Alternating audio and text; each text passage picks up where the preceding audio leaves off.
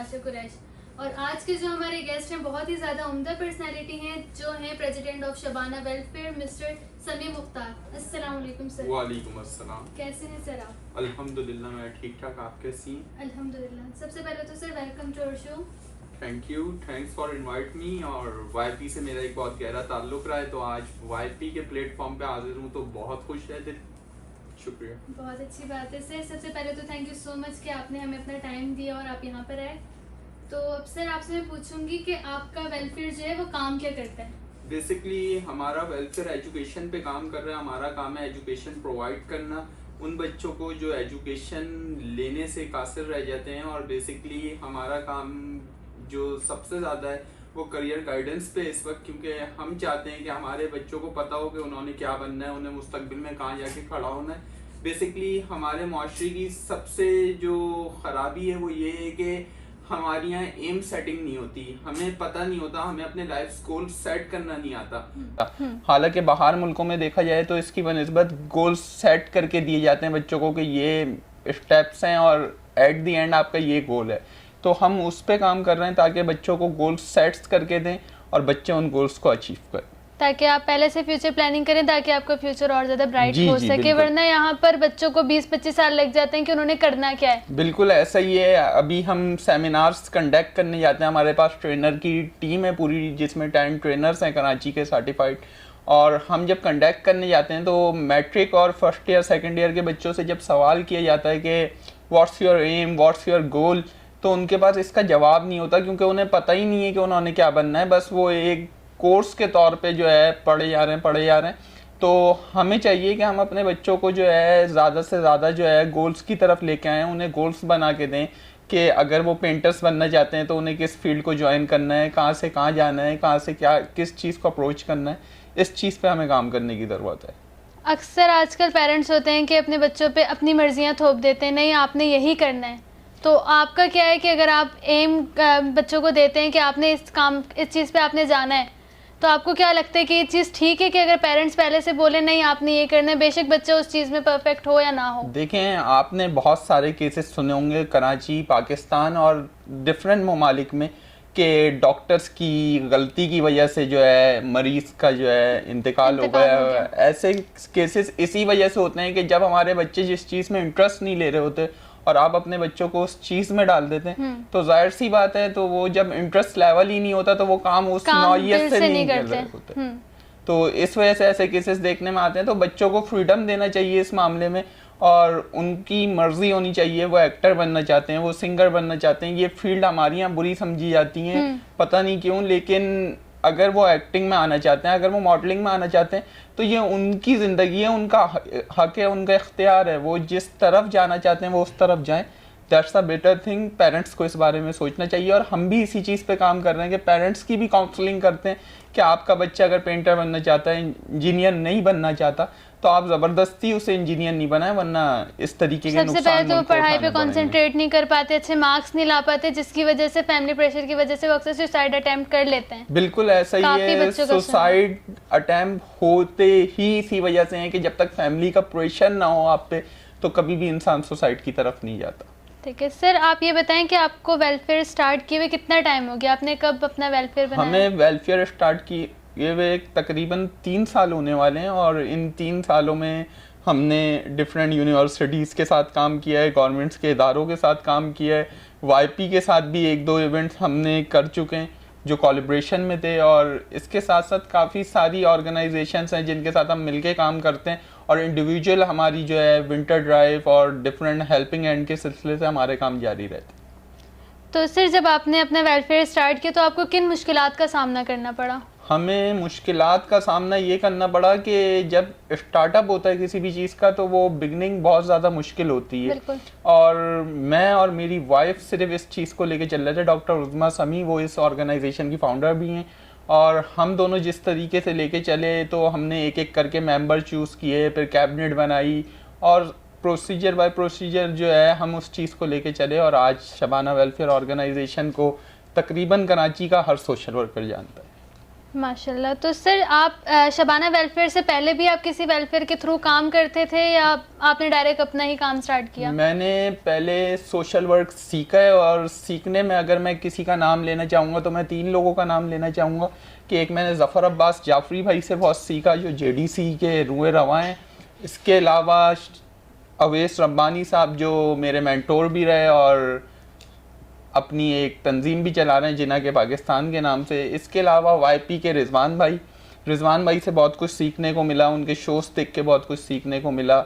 M clear हुए कि एक सोशल वर्कर के जहन में क्या क्या चीज़ होनी चाहिए, किस किस चीज़ पे उसका फोकस होना चाहिए।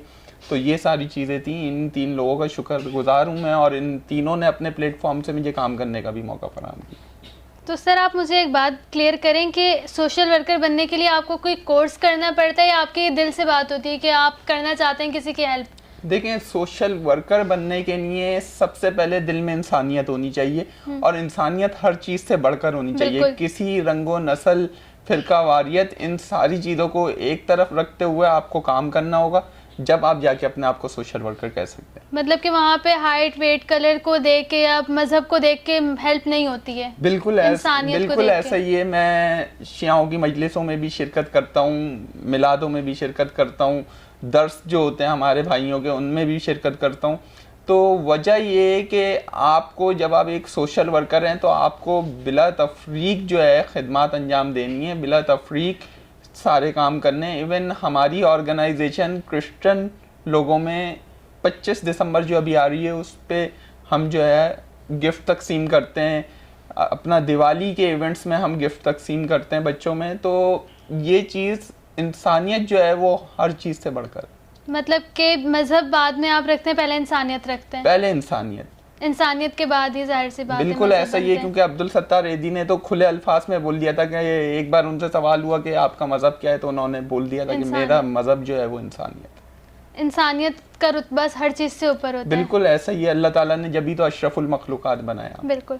तो सर आप अपने वेलफेयर के फ्यूचर गोल्स बताएं कि आप फ्यूचर में क्या करना चाहते हैं? फ्यूचर गोल्स हमारे ये हैं कि हम एक फ्री स्कूलिंग सिस्टम इंशाल्लाह 2023 तक जो है उसे ऑन कर देंगे, और वहाँ जो है एजुकेशन जो होगी वो इस्लामिक एजुकेशन प्लस अब हमारी ऑक्सफोर्ड लेवल की एजुकेशन होगी। और इसको ऑन करने का मकसद ये कि हम बच्चों को उस तरीके से पढ़ा सकें, उन बच्चों को जो पढ़ने से रह जाते हैं माली हालात की वजह से, उन बच्चों को वो तालीम और वो माहौल फराम कर सकें जो एक ओ लेवल से स्कूल में किया जाता है। सर अब आपसे एक और क्वेश्चन करूंगी कि आप अपनी ज़ाती ज़िंदगी में क्या काम करते हैं इस काम को छोड़ के? ये तो वेलफेयर अलग से हो गया, आपका शौक है, पैशन है, लेकिन उसके अलावा आप अपने घर को चलाने के लिए क्या काम करते हैं? मैं अपने घर को चलाने के लिए, जिसे रोज़गार कहा जाता है, तो मैं इवेंट मैनेजमेंट का काम करता हूँ और सोशल मीडिया मार्केटिंग एक्सपर्ट हूँ, और यही जो है मेरी रोज़ी का ज़रिया।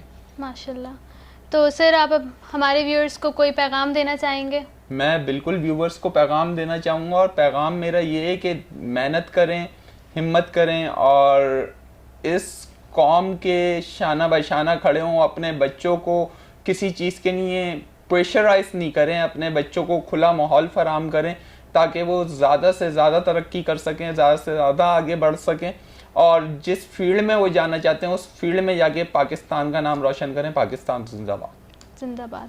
तो सर अब एक और बात आप मुझे बताएं कि जिस तरीके से आपको पता है कि सोशल वर्किंग में काफ़ी ज़्यादा लोग हैं, और मैंने सुना है कि ज़्यादातर जो वेलफेयर्स हैं वो अपना काम सही से अंजाम नहीं करती, क्योंकि यहाँ पर आते हैं फ़ंड्स की बात।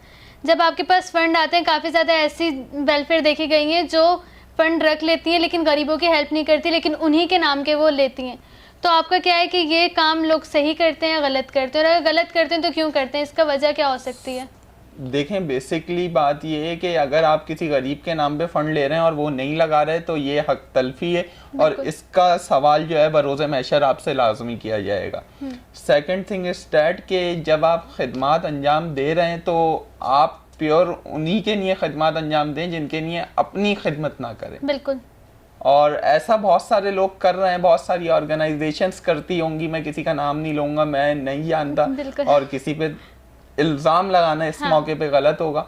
लेकिन अगर कोई भी इस तरीके की हरकत कर रहा है तो वो गलत कर रहा है, क्योंकि उसे काफ़ी condemn ज़्यादा करना लोग चाहिए। बोलते हैं कि भाई आप इस ऑर्गेनाइजेशन को नहीं फंड दें क्योंकि ये आगे लोगों की हेल्प नहीं करते हैं।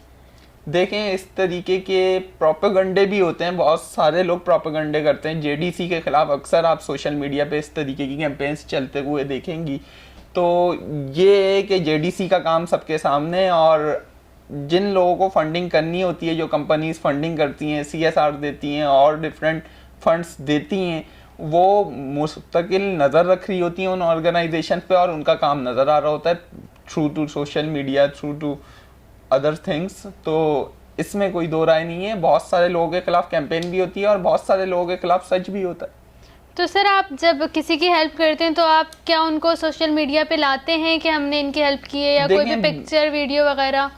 देखें, बेसिकली हम उस सामान की पिक्चर्स और वीडियोस लाते हैं जो हम जो है फराहम कर रहे होते हैं। हम उन लोगों की शक्ल नहीं लाते, क्योंकि इज्जत नफ्स हर इंसान की है, बेशक। तो वो जो है डिस्ट्रॉय ना हो, इसलिए हम उन लोगों का चेहरा नहीं लाते। चलें, सबसे पहले तो thank you so much sir कि आप यहाँ पर आए। शुक्रिया, आप लोगों ने मुझे मदऊ किया, मैं बहुत खुश हूँ। यूथ पार्लियामेंट का बहुत शुक्रिया अदा करता हूँ, बिलखसूस रिजवान जाफ़र साहब का बहुत शुक्रिया अदा करता हूँ कि उन्होंने ऐसा प्लेटफॉर्म रखा कि जहाँ यूथ आके अपने पैगामात जो है आवाम तक पहुँचा सके। बिल्कुल।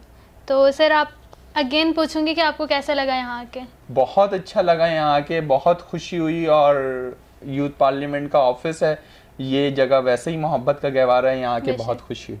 Thank you so much. Thank तो यू। व्यूअर्स, हमारा सफ़र यहीं तक का था। अब हम आपसे मिलेंगे नेक्स्ट वीडियो में, तब तक के लिए अल्लाह हाफिज़।